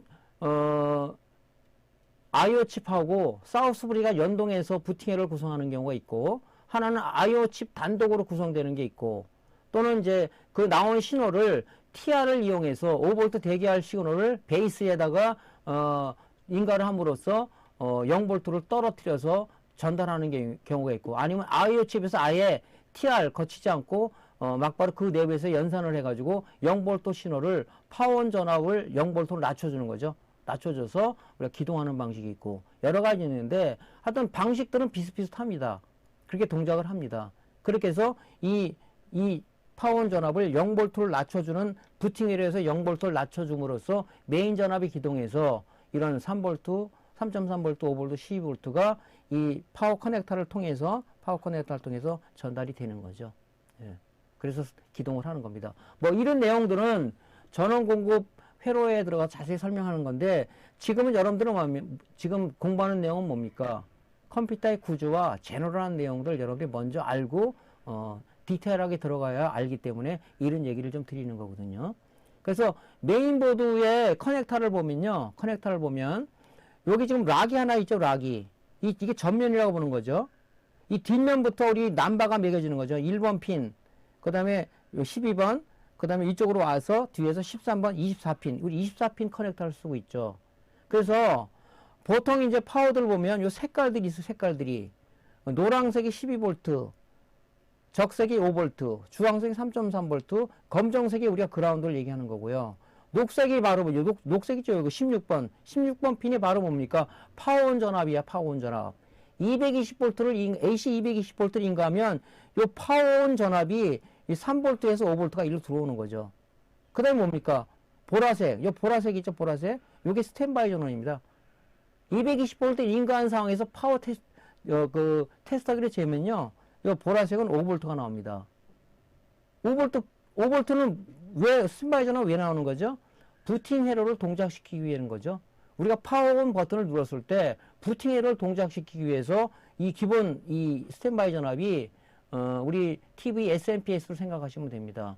메인보드에 스탠바이 전압을 공급해서 기본 동작 회로를 동작 전압을 쓰는 거죠. 데스크탑도 마찬가지입니다. 예. 그게 바로 이제 보라색 스탠바이 케이블이고요. 요 회색 하나 있죠? 8번 핀. 요 8번 핀이 뭐냐면 파워가 정상적으로 5V, 12V, 마이너스 12V, 그 다음에 12V가 정상적으로 출력이 됐을 때 파워가 이상이 없다는 신호가 바로 파워구 시그널인데, 그게 이제 요 회색 선으로다가 파워구 시그널이 나오는 겁니다. 그걸 전압을 쟀을 때 전압이 나와요. 그 시그널이 요 파워구 시그널을 가지고 이제 메인보드 동작할 때 굉장히 요긴하게 쓰는 거죠. 이 파워구 시그널이 안 나온다. 메인보드가 동작을 안 합니다. 그래서 파워 불량일 때 파워 테스터기로 재개되면 뭐 고가의 메인보드라든가 고가의 뭐 PSU 테스터기라는 게 보면은 파워굿이 에러로 나온다든가, 그것은 이 파워가 불량이 났습니다 하고 전달을 해주는 거죠. 물론 뭐 5V가 3.3V로 떨어지고 12V가 뭐 2V로 떨어지고 그거보다 되지만은 결론을 얘기하는 것은 이 파워굿 시그널이죠. 이 시그널에서 전압이 어떻게 나오느냐, 이상이 없다는 OK 사인이 떨어졌냐, 그걸 보는 거죠. 그래서 여러분들이 요즘 나오는 이제 PSU 케이블들은요, 색깔이 이렇게 전부 다 검정색으로 이렇게 나와요. 여러분들 헷갈립니다, 이게. 그래서 여러분들이 가능한 지금 핀 맵을 좀 외워야 돼요. 이 락이 있는 부분 있죠, 락이 있는 부분. 락이 있는 부분을 갖다 여기서 1번이 아니라 뒷면을 봤을 때 여기가 1번이다. 여기 지금 보시면요, 여기 락이 있지 않습니까? 여기 메인보드에 요 락이. 여기 이쪽에 락 뒷부분에 여기서도 1번이에요. 1번, 12번. 여기 12번에서 이쪽으로 가서 여기 1번 맞은편에가 여기가 뭡니까? 여기가 13번이죠. 여기가 24번입니다. 요거는 이제 여러분 수리하면서 기본으로 색깔이 있으면 참 좋은데, 요즘 나온 파워 케이블들, 파워 서플라이를 보면요, 고가의 파워 서플라이들은 전부 다 검정색이에요. 근데 여러분들이 이제 이런 걸 보면은, 이 초록색이 어디 있지? 그렇게 여러분이 따질 수도 있단 말이죠. 그래서 이 핀맵은 여러분들이 좀 알고 있어야 된다. 요거는 기본적으로 좀 애워야 될 사항입니다. 요거는. 여러분들이 애워줘야 돼요. 그래서 그렇게 해서 이제 여러분들이 고장 났을 때, 들어왔는데 파워온 버튼인데 전혀 파워가, 쿨러가 돌지 않는다. 그러면 일단은 메인 전압이 기동 안 했다는 얘기잖아요. 그러면 일단은 여기서, 이 보라색 스탠바이가 5V가 나오는지, 여기서 초록색에서 파워온 전압이 걸리는지, 눌렀는데 뭐 파워 시간이 나오는지, 분명히 뭐가 문제가 되면 안 나올 거예요. 파워는 정상이라도 부팅 회로 쪽에서 IO 칩이 문제가 생기든가, 사우스 브리지 쪽에서 문제가 생기든가, 또 아니면 IO 칩에서 나와서 또는 사우스 브리지 칩에서 나와서 어떤 그 스위칭 TR을 건데 TR이 손상이 됐다든가, 거기에 어떤 저항이라든가 칩 저항이 칩 컨에서 쇼트가 됐다든가, 이런 부분을 이제 건드려 봐야 되겠죠. 그랬을 때 그 결론을 얻을 수 있는데, 먼저 제일 중요한 것은 이 지금 케이블에서 전압들이 제대로 나오는지, 물론 여러분들 이거 하기 전에 PSU 테스터기로 재서 이 파워가 불량이네 하고 알 수가 있겠지만, 그래서 수리할 때도 먼저 제일 중요한 게 유관 검사를 먼저 해야 되고, 그 다음에 뭡니까? 파워 서플라이가 굉장히 많은 원인을 일으켜 얘네들이. 그래서 케이블을 여기서 뽑아서 메인못에 뽑아서 PSU 테스터기에다가 걸어가지고 전압이 제대로 5V, 12V, 3.3V 나오면서 파워구 시그널이 OK 사인으로 떨어지는지를 먼저 보고 우리가 수리에 임해야 된다. 그것도 수리 방법의 우선순위다. 우선순위를 역행해서 수리하시는 분들도 굉장히 많거든요. 우리는 뭐 역행보다는 정주행을 하자는 거죠. 예. 자, 그럼 파워 서플라이의 동작 원리를 좀 잠깐 보겠습니다. 이게 파워 서플라이를 제가 띄워가지고 이렇게 지그를 여러분들 교육 차원에서 하나 만들었어요. 예. 자, 220V를 인가하게 되면, 인가를 딱 했지 않습니까? 220V 들어오죠? 예, 들어오면 파워온 전압이 들어온다 그랬죠? 스탠바이 전압은 뭡니까? 부팅 회로를 동작시키기 위해서 5V 전압이 기본적으로 나오는 거고요. 메인 전압을 기동하기 위해서 이 파워온 전압이 하나 더 나와요. TV, SMPS 틀리게. 예, 나옵니다. 이거는 뭡니까? 아까도 말했죠. 데스크탑 메인보드 파워 서플라이는 전이차를 이용한 거다. 5V를 얘가 주면서 우리가 파워온 버튼을 눌렀을 때 바로 부팅 회를 동작시켜서 부팅 회로에서 여기 걸린 전압을 0V를 다운시키는 거죠. 0V를 다운시켰을 때 메인 전압이 기동을 해서 메인보드 커넥터를 통해서 각 전압이 공급된다 하는 것이 이제 그 PSU의 동작 원리입니다. 두 개만 걸리죠. 이거는 뭡니까? 컴퓨터가 뭐 CPU 팬이라든가 좀 기동은 안 되고 있어요. 요 지금 5V 요것이 스탠바이 전압이 부팅 회로에서 IO 칩, 사우스 브리지, 그 다음에 사우스 브리지를 동작시키기 전 32.768kHz의 크리스탈 수정 발진자의 동작 전압을 가하기 위해서 이 5V 전압이 있는 겁니다. 그래 부팅 회로를 동작시킬 거 아니에요? 우리 TV에서 SMPS에서 스탠바이 5V가 메인보드 들어가서 리모컨을 동작시키려고 그러면 어떤 그 적외선 포트라든가 기본적으로 동작을 해야 MCU가 기본적으로 동작하게끔 전압은 공급되지 않습니까? 이건 마찬가지죠. 예. 이 공급되기 위해서 5V가 들어가는 겁니다. 그래서 부팅 회로에서 이제 부팅 회로가 동작이 돼서 이 신호가 그걸로 이제 5V가 이쪽에 3V에서 5V 이 신호가 어디로 들어가냐? 어떤 IO 칩 어딘 쪽으로 들어가겠죠. 그래서 파워온 버튼을 눌렀을 때 파워온 트리거 신호를 가지고 사우스 브리지 칩을 거치든가 IO 칩을 거쳐서 들어왔구나. 거기서 0V를 낮춰주는 거죠. 0V 낮춰서 이 파워온 전압이 0V가 됐을 때 메인 전압이 기동한단 말이죠. 자, 그래서 요 강제 인가라는 것은 이제 파워온 버튼이라고, 데스크탑의 파워온 버튼이라고 한번 생각해 봅시다. 자, 여기서 파워온 버튼을 눌렀어요.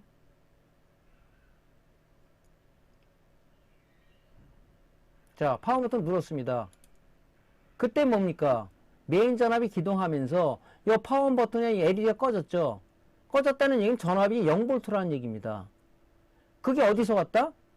메인보드로 얘기한다면 부팅 회로에서 파워온 트리거 신호를 받아서 내부 연산 과정을 거쳐서 어쨌든 간에 0V 신호를 여기다가 여기 지금 이 파워 커넥터 파워온 나오는 단자에다가 0V를 공급해 준 거죠. 그러면서 이 전압이 나가면서 메인 전압이 기동한 거죠. 그래서 여기 지금 12V, 5V, 3.3V 파워가 이상이 없다는 파워고 시그널이 여기 들어오는 겁니다. 이 PG 신호를 가지고 이제 메인보드가 동작하기 위한 이 신호를 쓰는 거죠. 뭐 사우스로 이제 리스 신호라든가 뭐 클럭 제너레이터라든가 CPU라든가 이런 분에 공급을 하는 거죠. 이게 이제 파워 서플라이의 기본 동작 원리입니다. 끄면은 뭡니까? 메인 전압이 차단되면서 다시 스탠바이하고 파워온 전압이 다시 스탠바이 동작 대기 상태로다가 전환이 되는 거죠. 자, 여러분들이 요거를 머릿속에 좀 이해를 하셔야 나중에 메인보드 점검 들어갈 때 요것이 이제 여러분들한테 머릿속에 들어오는 그런 내용들입니다. 요것이. 여러분들 이해되셨죠? 자, 그래서 여러분들이 이제 그런 기본적인 내용을 가지고 여러분들이 요 내용들을 좀 잘 점검 좀 하셔야 돼요. 자, 그 다음에 이제 우리가 또 하나 알아야 될 게 뭐냐면은 어떤 고장 수리가 들어왔다 그러면은 파워 서플라이를 먼저 체크를 해야 되는데, 여러분이 파워 서플라이 테스터기, PSU 테스터기가 없다 그러면 어떻게 되겠습니까? 강제적으로 측정하는 방법을 알아야 되겠죠. 그래서 핀셋을 이용해서 강제로 우리가 메인 전압을 기동하는 방법을 좀 알아보겠습니다. 파워 서플라이는 동작 방식이 어떤 전압을, 파워온 전압을 0V로 떨어뜨린다고 그랬죠. 0V를. 그 내용을 이용해서 메인 전압이 기동한다.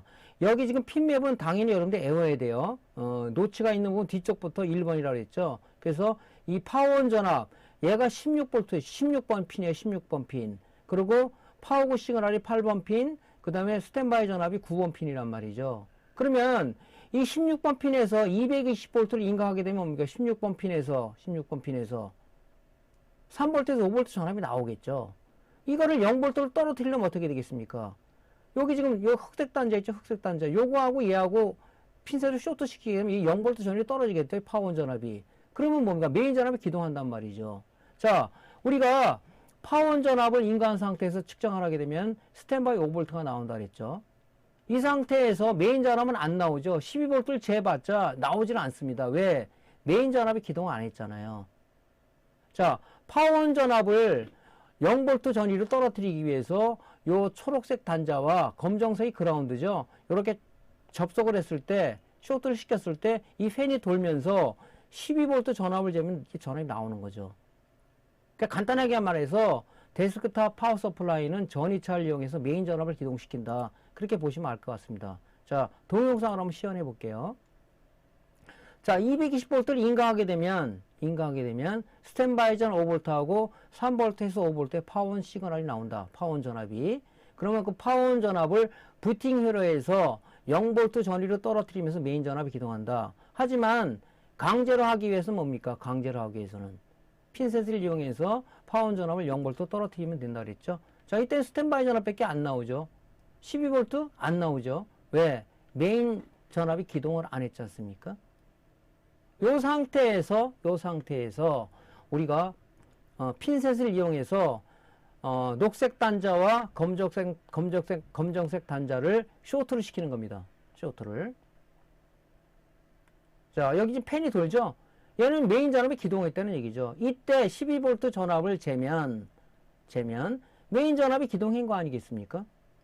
메인 전압이. 그럼 메인 전압 기동했으니까 12V는 당연히 나오겠죠. 뭐 테스트하기 갖고 이제 파워온 여기 지금 정상 동작됐으니까 회색 단자를 대면은 5V의 파워고 시간이 나오겠죠. 예. 이런 식으로 강제적으로 핀셋을 이용해서 기동을 해서 우리가 이제 PS에 출력되는 전압을 체크할 수 있다 하는 내용을 말씀드린 겁니다. 자, 그럼 우리가 실질적으로 메인보드에 전압을 걸었을 때 어떻게 상태가 변하는지 한번 실제 내용을 한번 보겠습니다. 자, 여기 이제 여러분들한테 교육을 시키기 위해서 제가 직을 하나 만들었는데, 요게 PSU고요. 요게 메인보드고, 요게 이제 파워온 버튼이고, 요것이 이제 우리가 계기 전압, 출력 전압을 측정하기 위해서 이렇게 계기판을 달아놓은 겁니다. 자, 220V를 딱 인가하게 되면요. 인가하게 되면 파워온 시그널하고 스탠바이 5V가 나온다 그랬죠. 이 스탠바이 5V는 뭡니까? 바로 사우스 브리지와 IO와 연동된 부팅 회로를 동작시키기 위해서 5V 스탠바이 전을 가해지는 겁니다. 이 5V 스탠바이 전은 바로 들어가는 게 아니라 여기 LDO 레귤레이터가 있어요. 요건 이제 보통 사우스 브리지인데 3.3V 맞기 때문에 5V 스탠바이 전을 인풋을 받아서 내부 레귤레이션 동작을 통해서 3.3을 다운시켜서 IO와 여기 그 다음에 여기 지금 사우스 브리지가 동작하기 위해서는 수정 발진자 32.768kHz의 수정 발진자가 필요한 거죠. 여기 전압이 공급되는 거죠. 이렇게. 예. 그래서 이때 요것밖에 파워 서플라이에서 여기에서 그것밖에 동작이 안 되는 거죠. 이때 우리가 부팅 회로를 동작시키기 위해서 여기 파워 버튼을 눌렀을 때 이 케이블을 통해서 파워 트리거 신호가 어디로 들어가요? 메인보드마다 틀려요. 사우스 브리지와 IO와 연동돼서 부팅 회로를 구성하는 경우가 있고 요 IO 칩만 단독으로 되는 경우가 있고 또는 이 두 개가 같이 결합을 해서 여기 이제 그 TR이 하나 있어요. TR 또는 FET가 있어서 이 IO 칩에서 받은 어떤 시그널을 베이스에 공급해 줌으로써 컬렉터에 대기하고 있던 신호가 NPN-TR이니까 베이스에 신호를 가게 좀 컬렉터에서 에미터 흐르겠죠. 에미터는 접지가 되어 있는 겁니다. 그러면 컬렉터에서 에미터로 흐르는 거니까 뭡니까? 접지가 되어 있으니까 0V 전이 떨어져서 이 초록색으로 공급이 되는 거죠. 그래서 뭡니까? 이 메인 전압이 기동되는 거예요. 현재는 파워 트리거션을 주지 않은 거죠. 이때 파워 트리거션 한번 줘보겠습니다. 파워 버튼 누르게 되면 어떻게 되겠습니까? 바로 이 펜이 돌면서 이 파워 전압이 이 LED가 꺼졌죠. LED가 꺼졌다는 전압이 0V라는 얘기입니다. 그러면서 메인 전압이 기동한 거예요. 3.3V, 5V, 12V. 그 다음에 파워가 이상이 없다는 요 파란색 계기판이 켜졌죠. 2.8V, 88V라고. 이게 파워고 시그널이에요. 그래서 여기 공급되는 거죠. 다. 그래서 메인보드가 동작을 하는 거죠. 지금 이 모니터 케이블을 꽂으면은 모니터에 바이오스 셋업 화면이 나올 겁니다. 그러니까 이렇게 이런 식으로 전이차를 이용해서 메인 전압이 기동해서 메인 보드에 전압을 공급해 준다. 이 전압이 일로 들어가는 거죠. 이게. 예. 이때 파워는 우리가 이제 컴퓨터를 종료하기 위해서 껐다. 그럼 뭡니까? 다시 원위치를 시켜주겠죠. 스탠바이 전압하고 파원 쪽에 시그널만 나오는 거죠. 그러면서 메인보드는 중단을 하는 거죠. 종료가 되는 거죠. 이런 식으로 동작이 되는 겁니다. 이런 식으로.